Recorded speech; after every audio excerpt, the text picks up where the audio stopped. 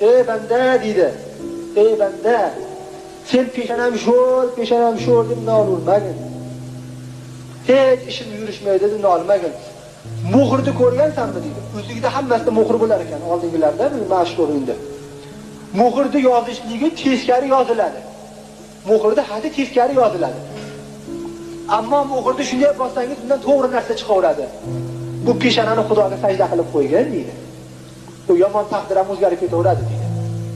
Peshanang sho'r bo'lsa, u peshanani sho'rligi sajda bilan yaxshi bo'ladi deydi. Peshanani sajdaga qo'yasan, uni muhri kiyim natijasi to'g'ri bo'lib chiqadi. Bo'lmasa qiyshiq bo'lib yuraversan, ishing yurishmayapti dedi. Ammo namozda bu ibodatni Xudo taoloning ibodatini ish yurish uchun qilingan narsa emas bu. Biz majburmiz bunga, ixtiyoriy narsa emas bu. Ishim yurishganda o'qiymiz, yurishmay qoldi, endi o'qimay qo'yamiz emas bu. Yurishsin, yurishmasin biz Xudoning bandasimiz. Qul o'zini hojatini hukmini so'ramaydi. O'rislarning gapi bor, armiyadagilarning komandani hukmini muhokama qilinmaydi. Shunda Xudoning hukmini muhokama qilinmaydi.